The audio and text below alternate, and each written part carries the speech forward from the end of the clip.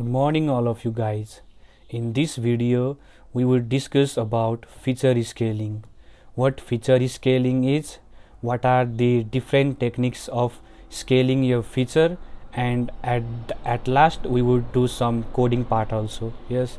So without much delay, let's jump directly into our slides. So as you can see here also, feature scaling is a process of rescaling the features. Whatever features you have currently, after applying the feature scaling, you are converting it into a new scale. As you can see here in this data set also, you can see that salary column is clearly dominating the year of experience column. Look at the range of salary column. It ranges from 32,000 to 100,000, but in terms of year of experience column, you have the maximum value of 15. So it is clearly seen that this salary column is dominating years of experience. If you are using the tree based algorithm or any the important algorithms, then automatically you should apply feature scaling. Why? Because if you do not apply feature scaling, then your model will give more weightage to this salary column and less weightage to this year of experience column, and this should not be done. So there are two techniques of scaling your features. First one is normalization. It is also called min-max scaling, and second one is standardization, which is also called min centering scaling. Min centered scaling. So what is normalization? Basically, after applying normalization, your scale will be in the range of 0 to 1. As you can see in this figure also, this is the figure or your raw data, and after applying normalization, your data will now be converted or compressed to the range of 0 to 1. Yes, as you can see here, this data points is now compressed within the range of 0 to 1. Mathematically, the formula for normalizing your data is x minus x mean. Here x mean means the minimum value of your feature of your column.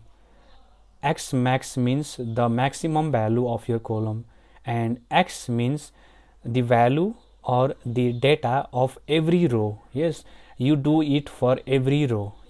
And after applying this x dash is your transform data. This is how you apply normalization. And standardization, it changes your data in such a way that after applying it, your mean becomes 0 with standard deviation of 1.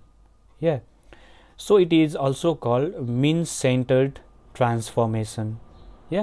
As you can see in the figure also, this is your actual data, and after standardizing your data, now your data looks like this. Look, if you calculate the mean, then you will get 0, and if you calculate standard deviation, you would get 1.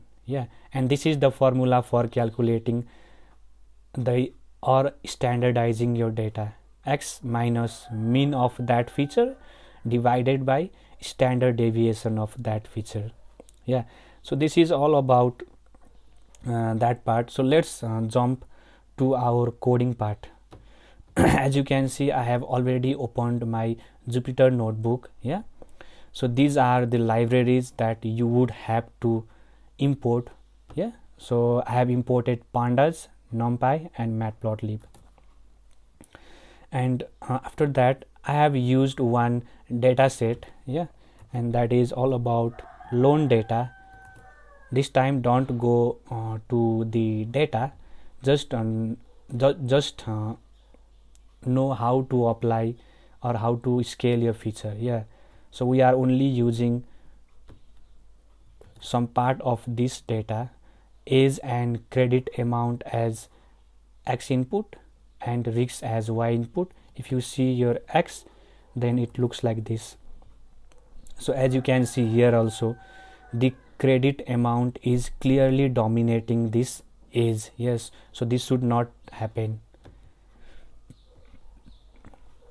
So checking for missing value, just for your reference, you know how to check for missing value. Yes, dot sum. Look here, your age column has not any missing values. Same goes for your credit amount column also.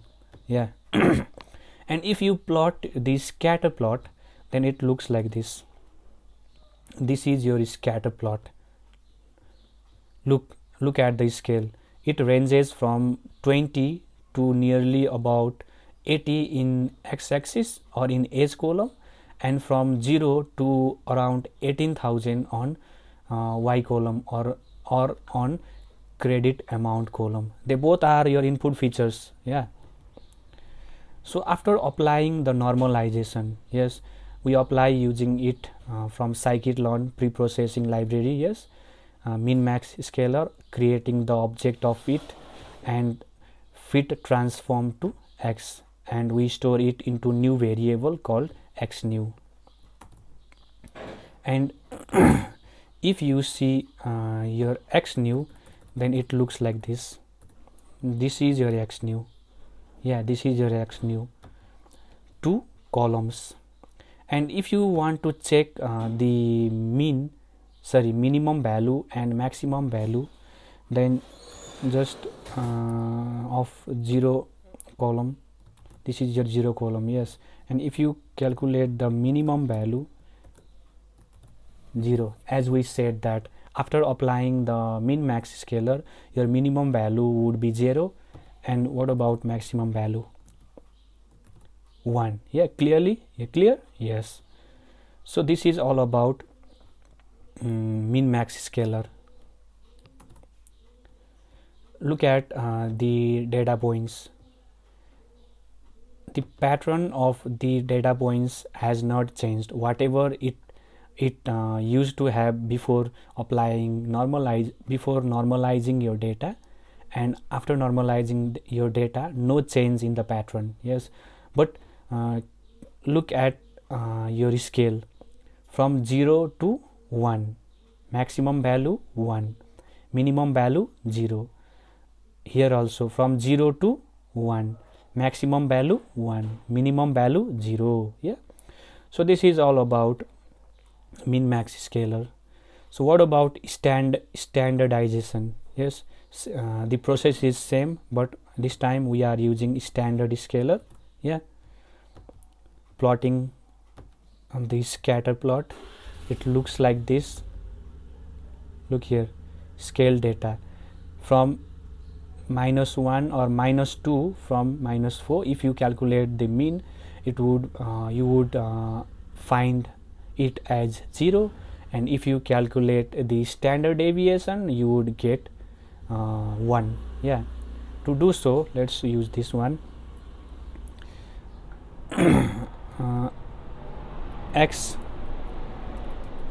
is scaled. So this is your scale data. Yes, if you want to know its mean, dot mean, this is your mean. Let's do one thing, let's round up it, round to 1. Look, your mean is 0. And what about your standard deviation? Standard deviation becomes 1. Are you getting my points? Yeah, clear? Yeah. So at the end of the day, it is all about testing. Yes, which scaler works better for your data sets. Some data sets performs well with min max scaler, and some performs well with standard scaler. Yeah, so this much for you guys.